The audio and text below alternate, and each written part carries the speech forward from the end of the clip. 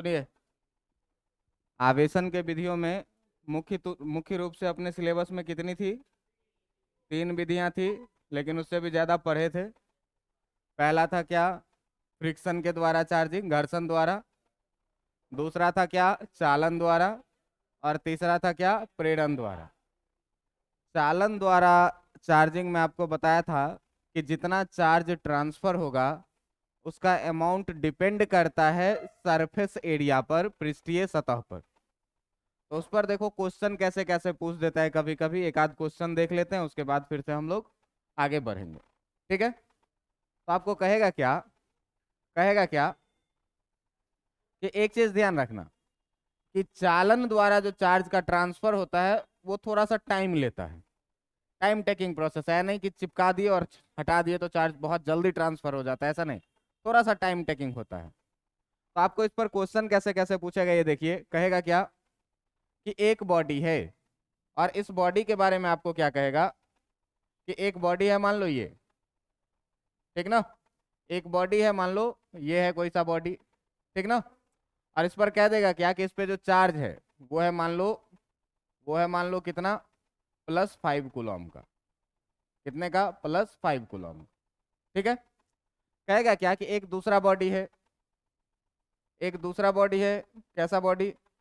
तो एक दूसरा बॉडी है आइडेंटिकल, सेम टाइप का बॉडी है। एक दूसरा बॉडी है कैसा? आइडेंटिकल बॉडी है। ये उतना ही बड़ा है। आइडेंटिकल का मतलब सेम मटेरियल का भी बना हुआ है और सेम साइज का भी है। इस पे मान लो कह रहा है कितना है? +3 किलो। कह रहा है एक और बॉडी है, एक और बॉडी है कैसा? तो एक और बॉडी इतना ही बड़ा बॉडी है। एक और बॉडी है, पूरा डिलीट हो गया कैसे? चलो देखो, कह रहा है क्या कि एक और बॉडी है। एक और बॉडी है कैसा भाई? तो एक और बॉडी है सेम आइडेंटिकल फिर से। इस पे कह रहा है कि इस पे जो चार्ज है, इस पे है चार्ज तुम्हारा कितना? -2 कूलम का। इस बॉडी का नाम कह दिया क्या? ए। इसका नाम क्या कह दिया? बी। और इसका नाम क्या कह दिया? सी। कह रहा है क्या कि ए को पहले बी के संपर्क में लाया जाता है। ए को पहले बी के संपर्क में लाया जाता है। ठीक ना? बी के संपर्क में लाया जाता है, और उसके बाद, ठीक ना, उसके बाद ए को सी के संपर्क में लाया जाता है। ठीक ना? क्या कह रहा है? उसके बाद ए को सी के संपर्क में लाया जाता है। तो अगर सी के संपर्क में लाया जाता है तो आप बताइए कि ए पर आवेश का परिमाण कितना हो जाएगा? ए पर आवेश का परिमाण कितना होगा? तो देखो मैं क्या बोला हूं, मैं क्या बोला हूं कि मैं बोला हूं क्या कि आइडेंटिकल बॉल है, मतलब सेम मटेरियल का भी बना हुआ है और सेम सरफेस एरिया भी है। तो जैसे ही ए को बी के कांटेक्ट में लाओगे तो दोनों पर आवेश कितना हो जाएगा? आधा आधा हो जाएगा। दोनों पे आवेश आधा आधा, तो कुल आवेश कितना है? इस पे 5, इस पे 3। दोनों पे बराबर करेंगे तो कितना हो जाएगा? 4 4। तो अब जो ए पर आया, अब जो ए पर हुआ बी के संपर्क में ला देने से, जब ए और बी दोनों को कांटेक्ट में लाए तो इस पर भी +4 कूलम और इस पर भी प्लस। अब क्या कह रहा है कि इसको हटाइए और इसको ला दीजिए आप सी के संपर्क में। ये ए था जिस पर था कितने का? +4 कूलम का। अब इसको ला दीजिए सी के संपर्क में। अब देखो कि अब फिर क्या होगा? दोनों पे आधा आधा हो जाएगा। तो इस पे है +4 और इस पे है कितना? कुल आवेश कितना हुआ? कुल आवेश कितना हुआ? 2 कूलम। तो 2 कूलम हुआ, तो इसके बाद जब हटाएंगे तो ये ए था, इस पर भी कितना रहेगा? और बी पर भी कितना हो जाएगा? सी पर भी कितना हो जाएगा? +2 कूलम। बात समझ में आया कि नहीं? हाँ, ये ए है, ए को ही किया गया है सी के कांटेक्ट में। अच्छा, एक एक हो जाएगा है ना? अच्छा, ये कह रहे हो एक एक हो जाएगा, ठीक है। टोटल चार्ज बचा कितना? 2 कूलम, तो हो जाएगा कितना? +1 कूलम इस पे भी और +1 कूलम इस पे भी। ऐसा ऐसा सवाल पूछ देता है। लेकिन जरा सा देखिएगा कि अगर बॉडी के बारे में कह दे कि स्फेरिकल है, ठीक ना, अगर बॉडी के बारे में क्या कह दे कि स्फेरिकल है, तो स्फेयर का पूर्ण पृष्ठ का क्षेत्रफल आपको पता होगा कितना होता है? पूर्ण पृष्ठ का क्षेत्रफल। तो पूर्ण पृष्ठ का क्षेत्रफल तुमको कितना है? आर स्क्वायर पता। तुम एक चीज देखो कि अगर रेडियस को डबल कर देंगे तो पृष्ठीय क्षेत्रफल स्क्वायर में बढ़ रहा है, 4 गुना हो जाएगा। 3 कर देंगे तो 4 कर देंगे तो 16 गुना। तो पृष्ठीय सतह जो बढ़ रहा है वो आर स्क्वायर में बढ़ रहा है ना। यहाँ पर आप देखिए कि जो आपका एरिया है, area proportional to r square है। मतलब रेडियस को डबल करेंगे तो एरिया कितना हो जाएगा, और एरिया बढ़ेगा तो आवेश ट्रांसफर भी क्या होगा, बढ़ेगा। तो अगर मान लो कि ऐसे तुमसे सवाल पूछ दे, अगर मान लो कि ऐसे सवाल पूछ दे कि तुम्हारे पास एक सर्कल है, एक सर्कल है जिसका रेडियस तुमको कह रहा है कितना, एक सर्कल है जिसका रेडियस तुमको कह रहा है कि आर, और एक दूसरा सर्कल है जिसका रेडियस मान लो कह दिया तुमको क्या कि 3r, ठीक ना, 3r है। अब इसको कह दिया क्या कि इसका रेडियस है आपका कितना r, और इसका रेडियस है कितना 3r। अब कह रहा है, अब कह रहा है क्या कि अगर अगर इस पे +20 कूलम का आवेश है, इस पर कितना है, +20 कूलम का आवेश है। इस बॉडी का नाम दे दिया ए, इस बॉडी का नाम दे दिया बी। कह रहा है क्या कि अगर दोनों को संपर्क में लाएंगे तो बताइए संपर्क में लाने के बाद इस पर कोई चार्ज नहीं है, ठीक ना। कह रहा है कि बताइए कि संपर्क में लाने के बाद दोनों बॉडी पर कितना कितना चार्ज होगा। तो मान लो कि इसका एरिया है ए, तो इसका एरिया कितना हो जाएगा, देखो इसका एरिया निकालोगे, ए बराबर कितना 4πr², है ना। और जब तुम इसका एरिया अगर बोल दो ए डैश बोलते हो तो इसको कितना लिखोगे 4π3r का होल स्क्वायर।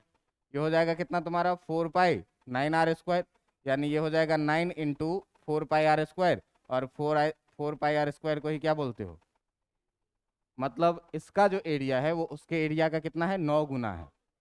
मतलब अगर इस पे मान लेते हैं कि x आवेश रहेगा सटाने के बाद, ठीक ना, अगर मान लेते हैं कि इस पे x आवेश रहेगा तो इस पे कितना रहेगा 9x रहेगा, और दोनों आवेशों को जोड़ करके कितना हो जाएगा, तो x + 9x इक्वल टू कितना 20 कूलम, तो 10x इक्वल टू हो गया कितना 20 कूलम, तो x इक्वल टू कितना हो जाएगा +10 कूलम, है ना। तो मतलब इस पर जो बचेगा, अच्छा 2 कूलम, ठीक ना, देखो मेरा जोड़ घटाओ कितना कमजोर, +2 कूलम। अब सुनो कि अब बचा इस पे कितना, ये 20 कूलम था, मतलब इस पर सटाने के बाद जो बच जाएगा वो कितना +2 कूलम, और इस पर ट्रांसफर कितना हो जाएगा +18 कूलम। बात समझ में आ रही है कैसे सवाल बनाना है जो।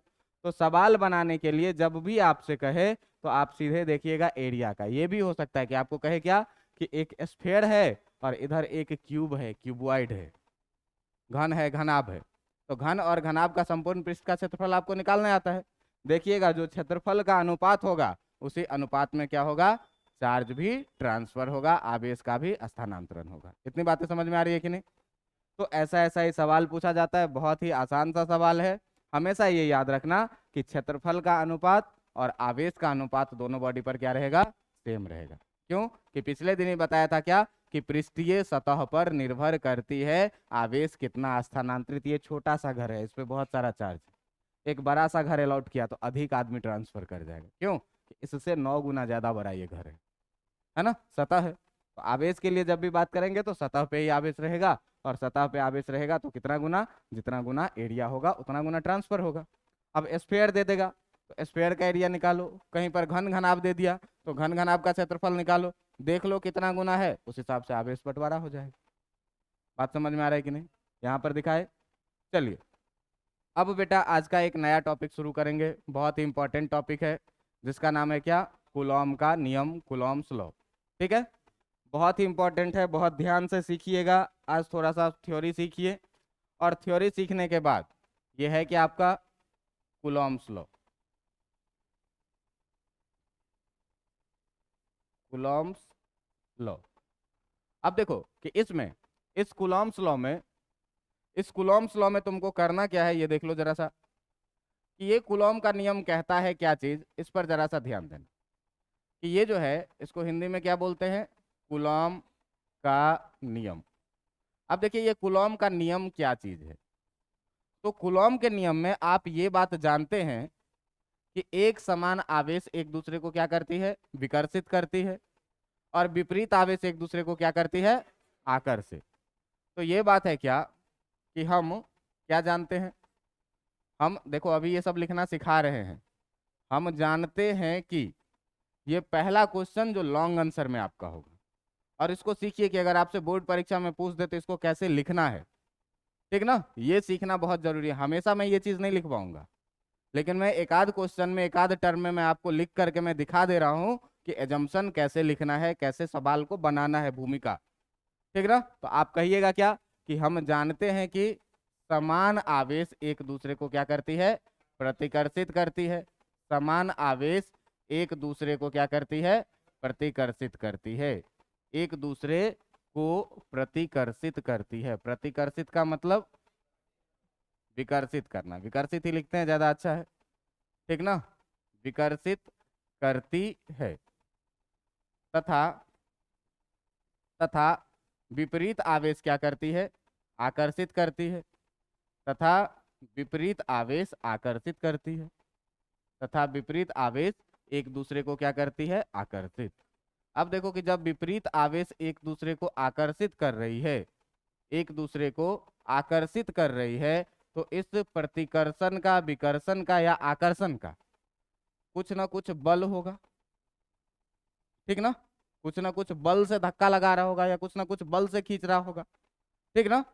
तो इसी आकर्षण या विकर्षण, इसी आकर्षण या विकर्षण बल के, आकर्षण या विकर्षण बल के परिमाण को ज्ञात करने के लिए, आकर्षण या विकर्षण बल के परिमाण को ज्ञात करने के लिए जिस नियम का उपयोग करते हैं, बल के परिमाण को ज्ञात करने के लिए जिस नियम का उपयोग करते हैं, उसे ही क्या कहते हैं, कूलॉम का नियम कहते हैं।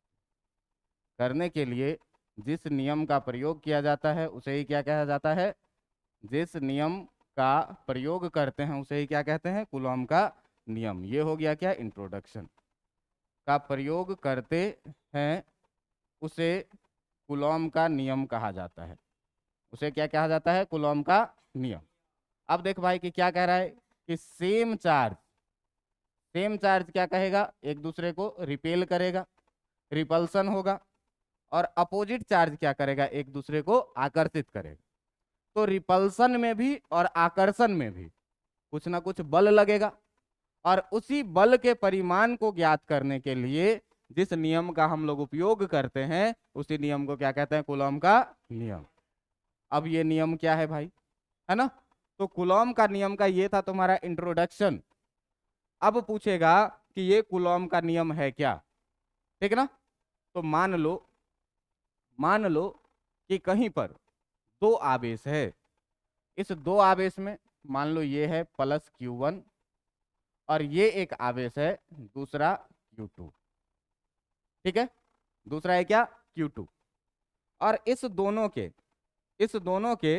बीच का जो दूरी है, इस दोनों के बीच का जो दूरी है, केंद्रों के बीच का दूरी, इस दूरी को क्या बोल दो कि ये जो दूरी है तुम्हारा किसके बराबर में, R के बराबर। तो ये बताओ कि पहला वाला जो चार्ज है तुम्हारा, ये पहला वाला भी चार्ज पॉजिटिव और दूसरा वाला चार्ज भी क्या, पॉजिटिव। तो ये दोनों चार्ज एक दूसरे को अट्रैक्ट करेगा कि रिपेल करेगा, रिपेल करेगा। तो रिपेल करने का मतलब ये हुआ कि अगर इस पर बल इधर के तरफ लगेगा, अगर इस पे बल इधर के तरफ लगेगा तो इस पे बल किधर के तरफ लगेगा, अपोजिट डायरेक्शन में लगेगा। अपोजिट डायरेक्शन में लगेगा कि नहीं, अपोजिट डायरेक्शन में लगेगा। अब देखो कि जो बल है ये दोनों ही बल F कहलाएगी, ये भी फोर्स को F कह दो और इस भी फोर्स को क्या कह दो, F कर दो। क्यों कि मैं खींचू तुमको और तुम भी मुझे खींचो, तो जो दोनों है वो अगर आगे पीछे नहीं हो रहे हैं तो नेट फोर्स 0 होगा और अपोजिट डायरेक्शन में होता है। इसको हम प्रूफ करके दिखा देंगे कि दोनों बराबर ही होता है और विपरीत दिशा में होता है, ठीक है। इससे पहले आप समझिए एक चीज, क्या, बिंदु आवेश, ठीक ना, क्या, पॉइंट चार्ज। इससे पहले आप क्या समझिए एक चीज जिसको बोलते हैं क्या, पॉइंट चार्ज। इस पॉइंट चार्ज के माने में इसको बोलते हैं हिंदी में बिंदु आवेश, समझे। अब देखिए ये पॉइंट चार्ज क्या कहता है क्या कि अगर किसी भी कण पर जितना भी आवेश है वो कुल आवेश एक ही पॉइंट पर केंद्रित हो जाए, ठीक ना, एक ही पॉइंट पे। जैसे ये बॉडी है तो इस बॉडी पर हर एक जगह चार्ज होगा, तो ये बिंदु आवेश नहीं है, एक बिंदु पर नहीं है। लेकिन मान लो कि कोई एक बॉडी है जो बहुत छोटा बॉडी है, बिंदु के जैसा बॉडी है और उस पर आवेश है, तो उसी आवेश को क्या कहेंगे, बिंदु आवेश। नाम से ही क्लियर है। कुल आवेश इसमें क्या रहेगा, एक बिंदु पर केंद्रित रहेगा। बिंदु आवेश में सीधे मतलब मानना है क्या, कि जो कुल आवेश है वो कुल आवेश कहाँ है, एक बिंदु पर केंद्रित। एक बिंदु पर कैसा है, केंद्रित है। ये चीज आपको याद रखना है, ध्यान में रखना है, हर एक बार यूज आएगा कि जब भी कहे कि बिंदु आवेश, मतलब सीधा सीधा समझ जाना कि किसी भी वस्तु पर जो भी आवेश है वो सारे कहां पर है, एक बिंदु पर। तो यहाँ पर Q1 और Q2 ये दोनों जो है वो बिंदु आवेश ही है, ठीक ना। दोनों जो है वो क्या है, बिंदु आवेश ही है। तो आप यहाँ पर लिखिएगा क्या, कि माना कि दो बिंदु आवेश, ठीक ना। क्या लिखिएगा, कि माना कि दो बिंदु आवेश, दो बिंदु आवेश। अब ये दोनों बिंदु आवेश क्या क्या है भाई, तो दो बिंदु आवेश, एक है प्लस Q1 तथा एक दूसरा क्या है, प्लस Q2 के केंद्र के बीच की दूरी, केंद्र के बीच की दूरी कितनी है, केंद्र के बीच की दूरी कितनी है, R है। अब देखो इसमें एजम्पशन जो भी चीजें लिख रहे हैं, तो सबसे पहला काम तुमको फिजिक्स में क्या सीखना है, कि डायग्राम। और जो काम हम डायग्राम में करेंगे उसी को क्या करेंगे, स्टेटमेंट में लिखेंगे। यही कहते हैं क्या, एजम्पशन। तब हम हर जगह इतना लिख के नहीं आपको दिखाएंगे, समझ में आ रहा है बात। 2-4 जगह 5 जगह हम लिख के दिखाएंगे, धीरे धीरे आप खुद समझ जाएंगे कि हमको क्या लिखना है। देखिए डायग्राम में दो बिंदु आवेश लिए, एक प्लस Q1 एक प्लस Q2, दोनों के बीच का दूरी R लिए, तो यहाँ पर इसी बात को क्या किए, लिख दिए। तो अब भाई कूलॉम का नियम कहता है ये, कूलॉम का नियम कहता है ये, ठीक ना। कूलॉम का नियम कहता है क्या, इसका स्टेटमेंट क्या है, इस पर जरा सा ध्यान देना।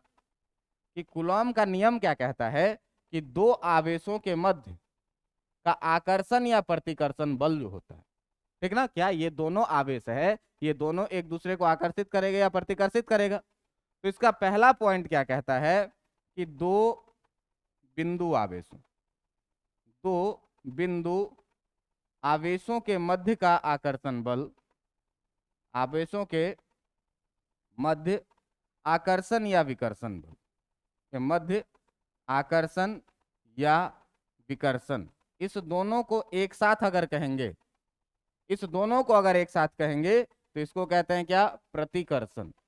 इस दोनों को अगर एक साथ कहोगे तो क्या कहोगे, प्रतिकर्षण, ठीक ना। आकर्षण या विकर्षण बल जो होता है वो क्या होता है बेटा, आकर्षण या विकर्षण बल आवेशों के गुणनफल के समानुपाती होता है। क्या होता है, आवेशों के गुणनफल के समानुपाती होता है, गुणनफल के समानुपाती होता है। क्या लिखे इसमें, कि जो दोनों आवेश है, जो दोनों आवेश है Q1 और Q2, इस दोनों के गुणनफल के समानुपाती होगा। कौन सा, आकर्षण या विकर्षण। तो एक चीज देखो कि F के बारे में पहला बात ये कह रहा है कि डायरेक्टली प्रोपोर्शनल टू क्या होगा, Q1 इंटू Q2 के आवेशों का गुणनफल यही हुआ कि दोनों आवेश है। अब देखिए फोर्स निकालने में यहाँ पर आप प्लस साइन देखेंगे, ये माइनस साइन देखेंगे, इसको इग्नोर करके चलिए हमेशा। क्यों करके चलिए, कि सीधे देखना है, सेम चार्ज मतलब रिपल्सन होगा और अपोजिट चार्ज मतलब अट्रैक्शन। तो साइन का बस इतना ही मीनिंग है यहाँ पर, सेम चार्ज का मतलब रिपल्सन, अपोजिट चार्ज का मतलब अट्रैक्शन। हम सेम चार्ज देखे, हम रिपल्सन लगा दिए, चार्ज का साइन का कहानी खत्म। अब पहला स्टेटमेंट ये क्या कहा, कि दो बिंदु आवेशों के मध्य आकर्षण या विकर्षण बल जो होगा वो आवेशों के गुणनफल के समानुपाती होगा। भाई लिख लिए इसको मैथमेटिकली। और इसमें दूसरा लाइन क्या कहता है, तथा तथा आवेशों के मध्य की दूरी, तथा आवेशों के मध्य की दूरी कितनी है, आवेशों के मध्य की दूरी R के वर्ग के व्युत्क्रमानुपाती होता है। क्या होता है, R के वर्ग के व्युत्क्रमानुपाती होता है। अब देखिए व्युत्क्रमानुपाती, तो व्युत्क्रमानुपाती का मतलब तुम समझते हो, व्युत्क्रमानुपाती इधर लिख देते हैं, होता है, ठीक ना, ध्यान रखना, व्युत्क्रमानुपाती होता है। अब इसमें ये पूरा है क्या, कूलॉम का नियम, जिसका पहला भाग ये कहता है क्या, कि जो बल होगा वो दोनों आवेशों के गुणनफल के क्या होगा, समानुपाती होगा। और इस दोनों के बीच का जो दूरी है उसके वर्ग का मतलब स्क्वायर, इसका क्या होगा, व्युत्क्रमानुपाती होगा। यही है क्या, कूलॉम का नियम। अब तुम एक चीज देखो कि दो चार्ज, जितना बड़ा चार्ज रहेगा उतना तेज अपने आप को अट्रैक्ट या रिपेल करेगा, जितना छोटा चार्ज रहेगा उतना कम अट्रैक्ट या रिपेल करेगा। समझ में आ रहा है बात। और एक दूसरे से, मान लो हम हैं और तुम्हारे बिल्कुल नजदीक में हैं, तब जो मेरे और तुम्हारे बीच का इंटरेक्शन होगा, और बहुत दूर हैं तब जो इंटरेक्शन होगा, दोनों में ज्यादा प्रभावी कौन सा इंटरेक्शन होगा, पास वाला। तो इसी तरह से बेटा जब दोनों आवेश एक दूसरे के नजदीक रहता है, जितना नजदीक बल उतना ही अधिक होता है। तो आर कम रहेगा तो बल क्या रहेगा, अधिक रहेगा, और चार्ज अधिक रहेगा तो बल क्या रहेगा, ज्यादा। तो यही है क्या कि जो बल है आपका वो आवेशों के गुणनफल के क्या, समानुपाती, और दोनों के मध्य जो दूरी आर है उसके वर्ग के क्या, व्युत्क्रमानुपाती।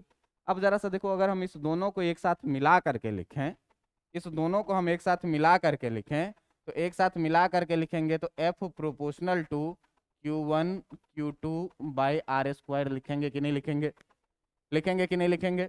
दोनों को मिला करके लिखे तो Q1 Q2 by r square लिखे। अब जरा सा एक बात बताइए कि F बराबर जो लिखे, F प्रोपोर्शनल लिखे अभी तक क्या, Q1 Q2 by r square.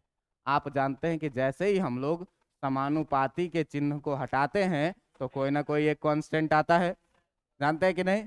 तो भाई साहब जब यहाँ पर आप समानुपाती के चिन्ह को हटा करके बराबर में बदलिएगा तो एक कांस्टेंट आएगा के Q1 Q2 बाई कितना, आर स्क्वायर।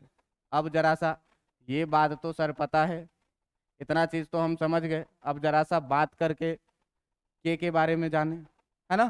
तो यहाँ पर कहता है क्या कि जहां जहां पर ध्यान देना कैसे लिखना है, जहां के क्या है, समानुपाती नियतांक है, जहां के क्या है, समानुपातिक नियतांक है, प्रोपोर्शनलिटी कांस्टेंट।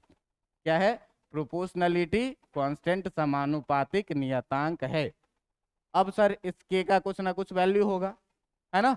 तो कहता है क्या कि जहां जिसका मान, ठीक ना, जिसका मान, अब सुनो देखते जाओ, जिसका मान के बारे में ये क्या कहता है, कहता है क्या कि जिसका मान के बराबर जो होता है वो होता है कितना, 1/4 पाई एप्सिलॉन। ध्यान देना, एप्सिलॉन और नीचे जीरो लगाते हैं तो इसको क्या पढ़ते हैं, नॉट। अब देखना कि अभी तक जो हमारा आवेश था, अभी तक जो हमारा आवेश था, ये सराउंडिंग में हम लोग मान के चले हैं क्या कि वैक्यूम है या एयर है।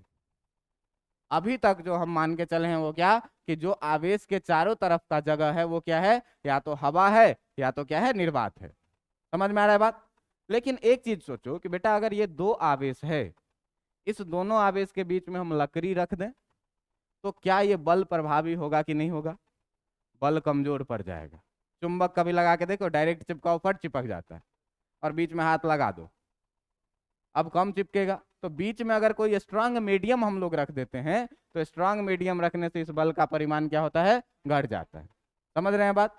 अब देखिए कि यहाँ पर क्या कह रहा है कि जो आपका के का वैल्यू है वो कितना, 1/4 पाई एप्सिलॉन नॉट, जिसका मान होता है 9 गुने 10 के पावर 9 न्यूटन मीटर स्क्वायर पर कूलॉम स्क्वायर। जरा सा ध्यान देना, हम कैसे ये सब चीज लिख दिए, ऐसे ही लिखोगे जिसका मान कितना होता है 9 गुने 10 का पावर 9। अब ये न्यूटन मीटर स्क्वायर पर के कूलॉम स्क्वायर कैसे लिख दिए, तो यहाँ पे आ जा। अगर तुम यहाँ से लिखोगे, अगर तुम यहाँ से लिखोगे तो ये चीज देखो कि Q1 Q2 by r square को इधर लेके आ जाओ, इधर बचेगा कितना, के बराबर एफ आर स्क्वायर, और नीचे कितना Q1। जरा सा ये बता कि बल का मात्रा कितना, न्यूटन, आर स्क्वायर क्या है, डिस्टेंस है, और डिस्टेंस का स्क्वायर मतलब कितना, और नीचे पहला चार्ज भी कूलॉम और दूसरा चार्ज भी, तो कितना हो जाएगा बेटा, ये न्यूटन मीटर स्क्वायर पर कूलॉम स्क्वायर। बात समझ में आया कि नहीं। तो इस चीज को आपको क्या करना है, याद रखना है क्या कि समानुपातिक नियतांक है जिसका मान के बराबर कितना होता है, 1/4 पाई एप्सिलॉन नॉट। अब सर इसमें हम सबको तो जानते हैं, ये एप्सिलॉन नॉट एक नया चीज आ रहा है, ठीक ना। अब एप्सिलॉन नॉट क्या आ रहा है, एक नया चीज आ रहा है। तो जरा सा एक चीज को ध्यान दीजिएगा कि एप्सिलॉन नॉट के बारे में क्या कहता है, जहां पर अब इसको पढ़ते हैं क्या, ई लिखो ऐसे काट दो, ठीक ना। और इसको पढ़ते हैं क्या, ये जो सिंबल है ये ऐसे लिखो या फिर ऐसे लिखो, ठीक ना। इस सिंबल को जो पढ़ते हैं वो क्या पढ़ते हैं, एप्साइलन, ठीक ना। गलती लिख दिए, एप्साइलन, इसको क्या पढ़ते हैं, एप्साइलन। और इस एप्साइलन को ऐसे पढ़ोगे एप्साइलन, ठीक ना, एप्साइलन। और इसके नीचे अगर हम जीरो लगा देते हैं तो इसको क्या पढ़ेंगे, एप्साइलन नॉट। इसको क्या पढ़ेंगे, एप्साइलन नॉट। जीरो का मतलब क्या, नॉट। समझ में आ रहा है बात। अब देखो कि कहता है क्या, कि जहां एप्सिलॉन नॉट हवा या निर्वात, हवा या निर्वात की, अब सुनिए, इसको इंग्लिश में जो वर्ड बोला जाता है वो बोला जाता है परमिटिविटी, लेकिन इसमें को हिंदी में बोला जाता है विद्युतशीलता, या हिंदी का एक और नाम है इसका क्या, परावैद्युतांक। क्या है, परावैद्युतांक, ठीक ना। लेकिन दोनों ही वर्ड थोड़ा सा कठिन लग रहा है, तो इसको इंग्लिश में बोलते हैं बेटा क्या, परमिटिविटी। इसको क्या बोलते हैं, परमिटिविटी। जहां एप्सिलॉन नॉट हवा या निर्वात की विद्युतशीलता या क्या, परावैद्युतांक है। समझ में आ रहा है बात। अब जरा सा एक बात कीजिए कि एप्सिलॉन नॉट को हवा का विद्युतशीलता या परावैद्युतांक बोले। जरा सा एक बात बताइए कि अगर हवा में चार्ज है तो फोर्स लग रहा है जितना, तो हवा में चार्ज है, इसीलिए हम इस फॉर्मूला में के के जगह पर यहां पर एप्सिलॉन नॉट डाले जो हवा का वैद्युतांक। अगर इस आवेश को पानी में डाल देंगे तो यहाँ एप्सिलॉन नॉट के जगह एप्सिलॉन ऑफ वाटर डालते, पानी का परावैद्युतांक डाल। अब देखो कि इस परावैद्युतांक का मतलब होता क्या है, तो तुम जरा सा अगर ध्यान से देखोगे कि इस के का वैल्यू अगर हम फिर से इस फॉर्मूला में रखेंगे तो जो कूलॉम का नियम बनेगा वो बनेगा कितना तुम्हारा, एफ बराबर के जगह पर कितना लिखेंगे, 1/4 pi epsilon naught Q1 Q2 by कितना, आर स्क्वायर। अब जरा सा इस पर जरा सा ध्यान देना, कि इस पर जरा सा ध्यान देना क्या, कि इसको तुम जरा सा देखोगे ध्यान से, अगर इसको जरा सा तुम अगर ध्यान से देखोगे तो ये फोर्स जो है वो एप्सिलॉन नॉट के इनवर्सली प्रोपोर्शनल, व्युत्क्रमानुपाती है। अब व्युत्क्रमानुपाती होने का मतलब ये एप्सिलॉन जितना बढ़ेगा फोर्स उतना गुना घटेगा, है ना। व्युत्क्रमानुपाती होने का मतलब क्या, कि एक क्वांटिटी बढ़ेगा तो दूसरा घटेगा। तो हवा से भी हल्का कोई माध्यम है क्या, है ना, निर्वात। निर्वात से कोई हल्का माध्यम है क्या, नहीं। तो माध्यम का डेंसिटी आप जैसे जैसे जैसे बढ़ाते जाइएगा, ठीक ना, इस परावैद्युतांक का मान क्या होगा, बढ़ता जाएगा। और इस परावैद्युतांक का मान जितना गुना बढ़ेगा बल उतना गुना घट जाएगा। जैसे जैसे अगर आप बात करेंगे किस चीज का, इसका एप्सिलॉन नॉट पानी के लिए, तो पानी का परावैद्युतांक होता है कितना, 81। पानी का परावैद्युतांक कितना होता है, 81। अब देखो इसी को, हाँ इसी को डाइलेक्ट्रिक कांस्टेंट भी बोलते हैं। इसी को क्या बोलते हैं, केमिस्ट्री में पढ़े हुए होंगे, है ना, क्या, डाई इलेक्ट्रिक कांस्टेंट। इसी को क्या बोलते हैं, डाई इलेक्ट्रिक कांस्टेंट। अब देखिए कि पानी का परावैद्युतांक कितना है, 81, डाई इलेक्ट्रिक कांस्टेंट कितना है, 81। इसका मतलब कि जो आपका ये आवेश है, इसी आवेश को हम इतना ही दूरी पर हवा से उठाएं और पानी में लेके चले जाएं, पानी में लेके चले जाएं, तो मान लो यहां पर बल है F, तो पानी में जब लेके आएंगे तो इसका बल 81 गुना घट जाएगा। इसका बल क्या होगा, 81 गुना घट जाएगा। इसी आवेश को जब ये Q1 था प्लस Q1 और जब ये था प्लस Q2 और इस दोनों के बीच का डिस्टेंस था कितना, R, तो इसी सिस्टम को हम क्या किए, अब भर दिए किस चीज में, पानी में। तो पानी में जो भर देंगे तब भी ये रिपेल करेगा, तब भी ये क्या करेगा, रिपेल। लेकिन अब बल क्या हुआ, घट गया। कितना गुना घट जाएगा, 81 गुना। तो ये हो जाएगा कितना, F बटा 81, और ये भी कितना हो जाएगा, F बटा 81। बात समझ में आ रहा है कि नहीं, परावैद्युतांक का मतलब समझ में आया कि नहीं। तो बेटा जिस माध्यम में रखेंगे, जिस माध्यम में रखेंगे ये परावैद्युतांक उसी माध्यम का लगाएंगे। जैसे हवा में था तो हम हवा का परावैद्युतांक निकाले, पानी में था तो पानी का परावैद्युतांक लगाएंगे, है ना। अब जिस माध्यम में रखेंगे उसी माध्यम का क्या करेंगे, परावैद्युतांक लगाएंगे। लेकिन सुनिए बता रहे हैं, अब इस परावैद्युतांक का मान इस परावैद्युतांक का मान अभी हम लोग थोड़ा सा डिस्कस कर रहे हैं, किस चीज के लिए, हवा के लिए। ये जो वैल्यू है वो किसके लिए है, हवा या निर्वात के लिए। ये चीज ध्यान दीजिएगा, ये किस चीज के लिए है, हवा या निर्वात के लिए। अब देखो मीडियम अलग अलग हो सकता है, कुछ चीजें जो आसान लैंग्वेज में डिफाइन हो सकती है, कुछ चीजें जो टफ लैंग्वेज में डिफाइन होती है। तो हम तुमको क्या बोले हैं कि फिजिक्स तुमको या साइंस तुमको सिखाती है क्या, तुम्हारे जीवन को आसान करना। और तुम देख लो कि ये वैल्यू खतरनाक सा वैल्यू है। हर मीडियम का अलग अलग परावैद्युतांक आएगा, तो हर मीडियम का जो ये कांस्टेंट आएगा ये अलग अलग आएगा, तो इतना याद रखना अपने लिए क्या हो जाता है, टफ हो जाता है। तो टफ हो गया तो इसको एक कांस्टेंट के रूप में क्या बदला गया, कैसे एक जुगाड़ लगाया गया इसमें, ये ध्यान देना। ये डाई इलेक्ट्रिक कांस्टेंट आप यहाँ नहीं बोलेंगे, आप ये फेमिलियर थे इसीलिए हम लिखे डाई इलेक्ट्रिक कांस्टेंट। के लिए हम आपको बात सिखाते हैं कि क्या होता है ये एक्चुअली। समझ में आया, इतनी बातें समझ में आई है कि नहीं आई है। अब जरा सा देख, हाँ फोर्स क्या होगा, कम हो जाएगा, ठीक ना। अब देख यहाँ पे देख कि मैं तुमको क्या बोला कि 1/4 पाई एप्सिलॉन नॉट का वैल्यू कितना होता है, 9 × 10⁻⁹। अच्छा 4 का वैल्यू तुमको पता है, 4 होता है। पाई का भी वैल्यू तुमको पता है, 22/7 होता है। एप्सिलॉन नॉट का वैल्यू यहाँ से निकल जाएगा क्या, निकल जाएगा। तो कैसे निकलेगा, देखो जैसे ही तुम लिखोगे, जैसे ही तुम लिखोगे कि 1 इक्वल टू, तो 9 × 10⁹ 4 पाई एप्सिलॉन नॉट हो जाएगा कि नहीं, हो जाएगा। अब देखिए कि यहां से जैसे ही आप एप्सिलॉन नॉट का वैल्यू लिखिएगा तो 1 इस पूरे टर्म को इधर भाग में ले आएंगे, कितना होगा, 9 × 10⁻⁹ 4 पाई। आप देखिए जरा सा ध्यान से कि एप्सिलॉन का वैल्यू जैसे ही लिखिएगा तो 1/9 × 4 पाई, ठीक ना।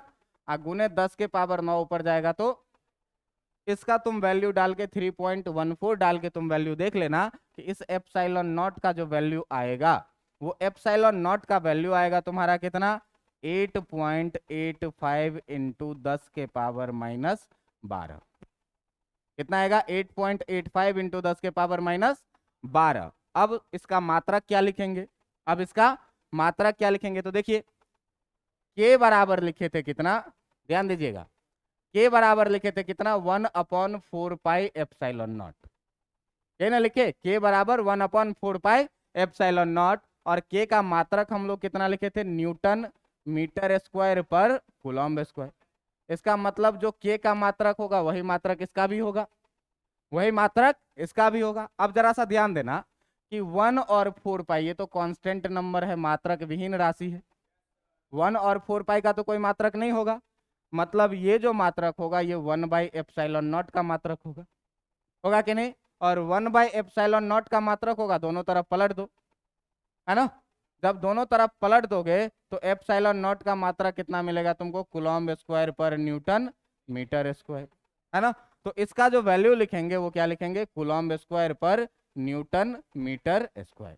इतनी बातें समझ में आई कि नहीं आई। अब देखो मात्रक का उपयोग हो रहा है कि नहीं। तो अगर कोई आदमी आपसे पूछे कि एप्सिलॉन नॉट का वैल्यू मतलब वायु की विद्युतशीलता का वैल्यू कितना होता है, तो आप इसको भी याद रखेंगे कितना, 8.85 × 10⁻⁻12 न्यूटन। जब आप इतना लिख देंगे, क्या कूलम्ब स्क्वायर पर न्यूटन मीटर स्क्वायर, ठीक तो है क्या, लिखे ठीक है ना। चलो अब सुनो, इतना बात समझ में आ गया। देखिए कूलम्ब के नियम में क्या क्या माने। सबसे पहली बात कि आकर्षण या विकर्षण बल के परिमाण को निकालने के लिए जिस नियम का उपयोग करते हैं वो क्या है, कूलॉम का नियम। इसमें दूसरी बात क्या हुई, दूसरी बात कि यदि दो आवेश Q1 और Q2, कैसा आवेश, बिंदु आवेश, Q1 और Q2 एक दूसरे से r दूरी पर है, तो जो कूलॉम का नियम का स्टेटमेंट है वो कहता है क्या, कि आकर्षण या विकर्षण का बल का परिमाण जो होगा वो आवेशों के गुणनफल के समानुपाती होगा और दोनों के बीच के दूरी के वर्ग के व्युत्क्रमानुपाती होगा। क्या किए भाई, दोनों को मिला करके लिख लिए, मिला करके लिखे। अगले स्टेप में क्या किए, खाली बस प्रोपोर्शनलिटी को हटा करके एक कांस्टेंट लगाए हैं और कांस्टेंट का वैल्यू लिखे हैं। हाँ होता है, एग्जैक्ट नहीं, थोड़ा सा पॉइंट भी आता है, लेकिन इतना ही, ठीक ना। हाँ जी इतना ही होता है, ठीक ना। चलिए यही याद रखना है कांस्टेंट। जैसे यूनिवर्सल ग्रेविटेशनल कांस्टेंट ग्रेविटेशन में पढ़े थे ना 6.67, तो कांस्टेंट का वैल्यू रटना ही है, क्यों कि ये एक्सपेरिमेंट से ही पता चलता है, ठीक ना। तो कांस्टेंट का वैल्यू आप याद रखेंगे। अच्छा, इस के का मात्रक कैसे आया ये भी आप समझ गए, ठीक ना। इस के का मात्रक कैसे आया ये भी। तो किसी भी चीज के बारे में आपको दो चीज तीन चीज पर हमेशा ध्यान देना है, एक कि वो वेक्टर है कि स्केलर, दूसरा उसका मात्रक क्या है, और तीसरा उसका बीमा क्या है। समझ में आ गया बात।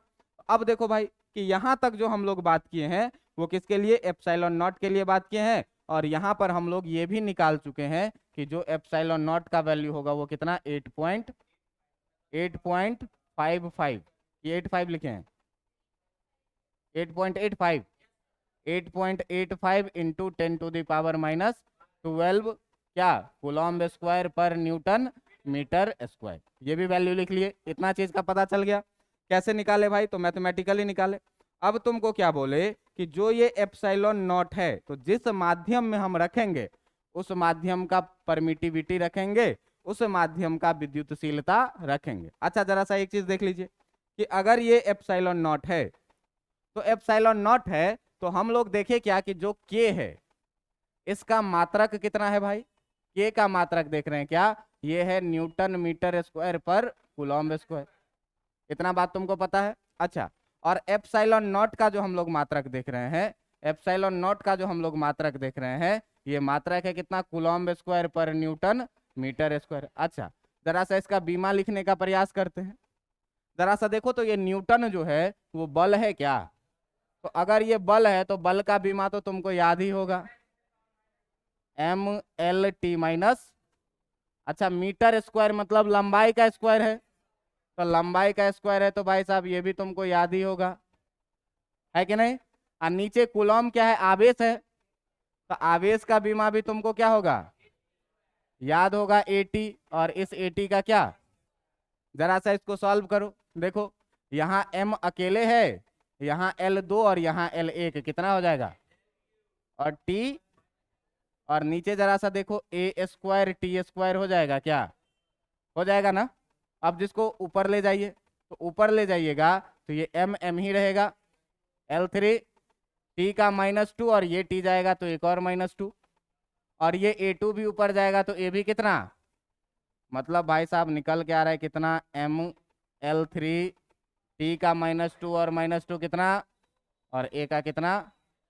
तो अगर कोई आदमी आपसे पूछे कि के का बीमा कितना होगा, तो के का बीमा आपको सीधा सीधा दिख रहा है कितना, ML3 T-4 और A-2। इतनी बातें समझ में आई कि नहीं।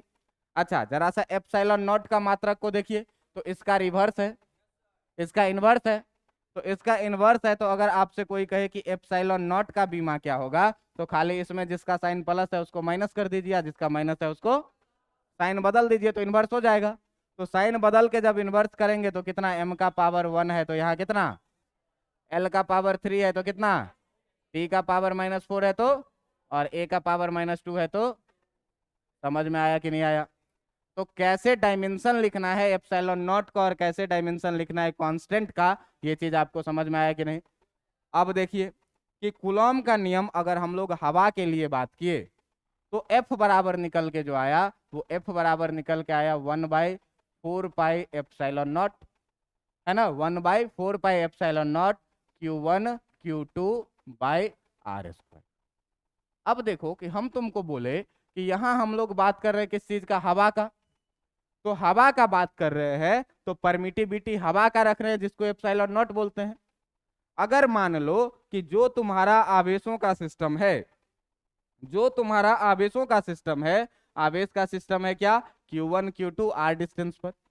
अब इसी सिस्टम को हम किसी ऐसे माध्यम में डाल दें, इसी सिस्टम को हम क्या करें, कुछ ऐसे माध्यम में डाल दें जिसका विद्युतशीलता अलग अलग होगा।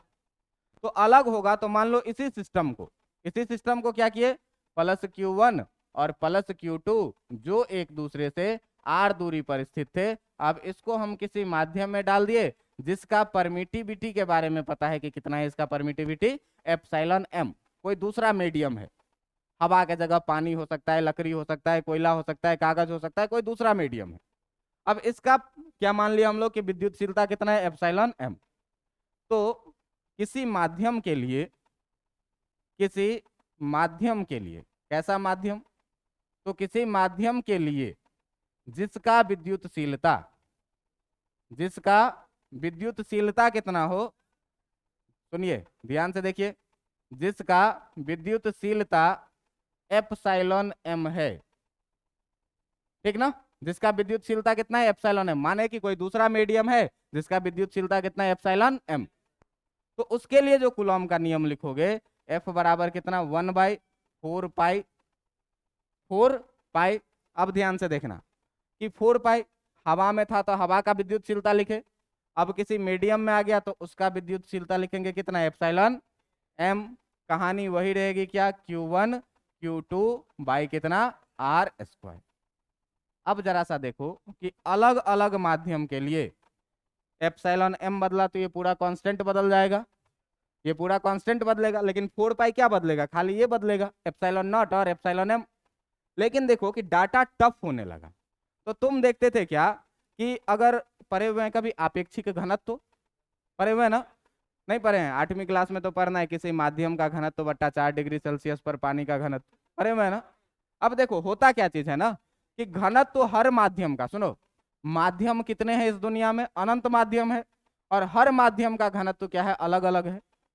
तो अलग अलग है तो इतना डाटा याद रखना आसान है क्या, बहुत टफ है। लेकिन किया गया क्या कि आपेक्षिक घनत्व, अब क्या है कि इसमें अगर हमको बोल दो कि सबका हाइट याद रखने के लिए, हमसे याद रहेगा क्या, लेकिन हम क्या करें कि चलो भाई अब हम यहाँ पर खड़ा होते हैं, अब आ जाओ, तुम हमसे छोटे हो, तुम हमसे बड़े हो, तुम हमसे छोटे हो, तुम हमसे बड़े हो, तो अब कैसा स्केल आप चुनिएगा नापने के लिए, कि एक जो मीडियम में रहेगा, वो ना सबसे छोटा वाला को चुनिएगा ना एक सबसे बड़ा वाले का, बीच वाले का एक कोई चुन लीजिएगा जो आपको क्या लगे, सबसे आसान लगे जिसका डाटा। समझ में आ रहा है बात। तो यहाँ पर हवा का याद रहा, तो यहाँ पर एक चीज लाया गया, एक टर्म क्या, रिलेटिव परमिटिविटी, जिसको बोलते हैं आपेक्षिक विद्युतशीलता। अब देखो ये आपेक्षिक विद्युतशीलता क्या है, लाया गया क्या चीज, आपेक्षिक विद्युतशीलता, आपेक्षिक विद्युतशीलता। अब देखना ध्यान देना कि ये आपेक्षिक विद्युतशीलता क्या होता है, आपेक्षिक विद्युतशीलता इसको बोला जाता है क्या, रिलेटिव परमिटिविटी, इसको क्या बोला जाता है, रिलेटिव परमिटिविटी। अब इस रिलेटिव परमिटिविटी को एप्सिलॉन आर से डिनोट किया जाता है। ये कहा क्या कि जो आपेक्षिक विद्युतशीलता है, आपेक्षिक विद्युतशीलता जो है वो किसी माध्यम की विद्युतशीलता और निर्वात की विद्युतशीलता का अनुपात होता है। ये क्या होता है, किसी माध्यम की विद्युतशीलता, किसी माध्यम की विद्युतशीलता। अब मान लो कि किसी माध्यम की विद्युतशीलता का अगर बात करें तो अभी पीछे क्या माने थे, एप्सिलॉन एम, किसी माध्यम का विद्युतशीलता क्या माने थे, एप्सिलॉन एम। तथा तथा जो निर्वात की विद्युतशीलता है, सुनिएगा ध्यान से, निर्वात की निर्वात की विद्युतशीलता। अब देखो कि निर्वात की विद्युतशीलता कितनी है भाई, तो निर्वात की विद्युतशीलता तो हम लोग जान ही रहे हैं क्या, एप्सिलॉन नॉट, के अनुपात को, के अनुपात को क्या कहते हैं, के अनुपात को क्या कहते हैं, आपेक्षिक विद्युतशीलता कहते हैं, को क्या कहते हैं, आपेक्षिक, आपेक्षिक विद्युतशीलता। अब देखो कि इस आपेक्षिक विद्युतशीलता के बारे में क्या बोला, इस आपेक्षिक विद्युतशीलता के बारे में क्या बोला कि ये आपेक्षिक विद्युतशीलता जो है वो आपेक्षिक विद्युतशीलता किसी माध्यम की विद्युतशीलता और निर्वात के विद्युतशीलता का क्या है, अनुपात। तो अगर आप एप्सिलॉन एम आर लिखिएगा, आपेक्षिक विद्युतशीलता एप्सिलॉन आर, अगर आप लिखिएगा क्या, एप्सिलॉन आर, तो इस एप्सिलॉन आर को आप कैसे लिखिएगा, जरा सा ध्यान दीजिएगा, क्या, किसी माध्यम की विद्युतशीलता है ना, किसी माध्यम की विद्युतशीलता, ध्यान देना, और नीचे में क्या लिखोगे, निर्वात की विद्युतशीलता, नीचे क्या लिखोगे, निर्वात की विद्युतशीलता। अब क्या किया गया कि निर्वात की विद्युतशीलता से उससे क्या किया गया, उसको कंपेयर किया गया, निर्वात की, तो बहुत गंदा हो जाता है कभी कभी,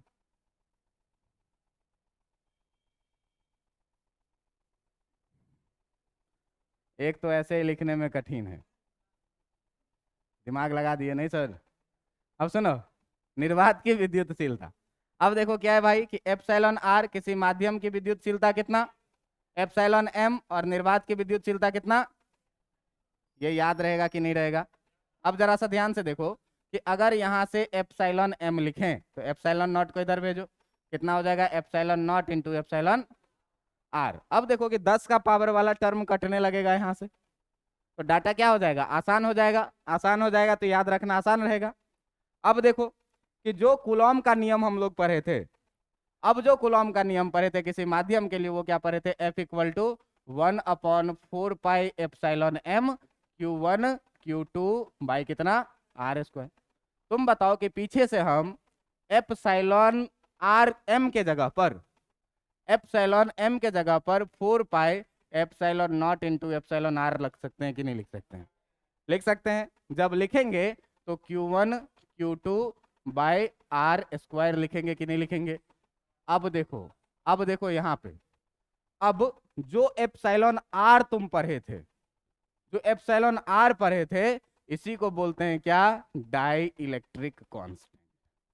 इसको बोलते हैं क्या, डाई इलेक्ट्रिक कांस्टेंट। अब देखो इसका मतलब क्या हुआ कि हवा में जो बल था, सुनिए, अगर हवा के लिए हम लोग बात किए थे तो हवा के लिए बात किए थे कितना, F equal to 1/4 pi epsilon naught Q1 Q2 by r square. लेकिन अगर माध्यम के लिए बात किए तो ये देखो कि किसी माध्यम के लिए अगर बात किए एफ एम के लिए, और यहाँ एफ किस चीज के लिए बात कर रहे हैं, एयर के लिए। अब जरा सा ध्यान दो कि अगर एफ एम लिख रहे हैं तो इसी को हम 1/एप्सिलॉन आर को पहले लिख दिए, और 1/4 pi epsilon naught Q1 Q2 by r square को बाद में लिख सकते हैं कि नहीं लिख सकते हैं, लिख सकते हैं। अब जरा सा ध्यान से देखो कि यही तो एफ एयर है, यही तो एफ एयर है। इसका मतलब एफ एम इक्वल टू कितना हुआ, 1/एप्सिलॉन नॉट टाइम्स एफ एयर, मतलब हवा में जितना बल लग रहा है।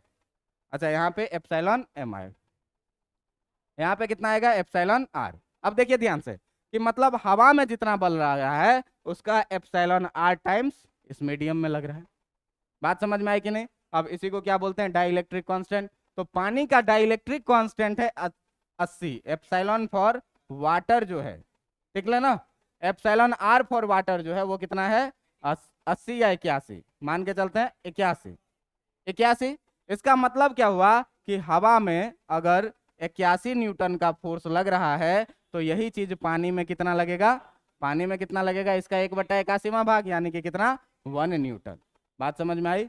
अब ये है तुम्हारा क्या, कूलॉम का नियम पूरा का पूरा। अब देखो इसको एक बार कंक्लूड 1 मिनट में कि क्या बोले कि यहां से तुम तो लिखना शुरू करोगे और फिर किसी भी मीडियम के लिए बातों को क्या करोगे कि यहां तक अगर तुम बना करके लिख दोगे तो रिलेटिव परमिटिविटी को डिफाइन करने के बाद बीच में क्या करिएगा, रिलेटिव परमिटिविटी को डिफाइन करिएगा। आप देख लीजिए एक बार शुरू से क्या कहानी की, ये कहानी पहले, इससे पहले की, इसके बाद की कहानी, ये निकाल करके दिखाए कांस्टेंट को, कांस्टेंट के बारे में डिस्क्राइब किए, इसके यूनिट को, डायमेंशन को डिस्क्राइब किए, ठीक ना। और फिर क्या किए कि एक नया टर्म आया एप्सिलॉन नॉट। एप्सिलॉन नॉट के बारे में जाने की क्या है, एप्सिलॉन नॉट का वैल्यू देखे कितना है, किसको, इसी को सॉल्व करके। एप्सिलॉन नॉट का जब वैल्यू आया तो एप्सिलॉन नॉट का वैल्यू अगर लगा दिए तो ये वाला कूलॉम का नियम। और अगर किसी मीडियम का बात किए तो जब भी किसी मीडियम के लिए बात किए थे तो मीडियम के लिए बात किए थे, इधर डायमेंशन निकाले थे तो बोले थे किसी भी मीडियम के लिए जिसका परमिटिविटी कितना है एप्सिलॉन एम, तो यहाँ पर एप्सिलॉन नॉट के जगह पर तुम क्या रखोगे, एप्सिलॉन एम रखोगे। अब एप्सिलॉन एम रखोगे तो हर मीडियम का परमिटिविटी याद रखना आसान नहीं है, तो इसके लिए एक टर्म क्या लाए, रिलेटिव परमिटिविटी। अब क्या किए, इसको वैक्यूम से कंपेयर करना शुरू कर दी, क्योंकि वैक्यूम सबसे आसान डाटा था, और वैक्यूम के साथ रेशियो लेना शुरू किए, यहीं से लाए epsilon m equal to epsilon naught into epsilon are.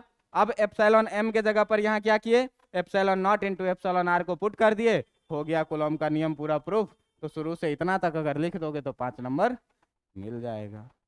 बात समझ में आया कि नहीं, बहुत लंबा कहानी था सर 5 नंबर के लिए, है ना। देखो अब सुनिए, ये जो भी चीजें थी, सुनिए, ये जो भी चीजें थी, इन चीजों को आप क्या करिएगा, एक बार आज पढ़े हैं एकदम खाली छीट-फूट करके हर तरीके से फैल के, अब जैसे ही इस पे क्वेश्चन करने लगेंगे सारा कॉन्सेप्ट तेरा क्लियर हो जाए, ठीक ना। तो इतना को पढ़ के आना, फिर इतना पर जो है सो जब हम लोग अगले दिन बात कर लेंगे, एक बार कंक्लूड कर देंगे, तो तुमको यही चीज लगने लगेगा कि बहुत छोटा है, यही चीज लगने लगेगा क्या कि बहुत छोटा है, लेकिन इतना लिख के जरूर आना अगले दिन। ठीक है, यहाँ पे कुछ नहीं किया, यहाँ से एप्सिलॉन नॉट आर को उठा के पीछे कर दिए।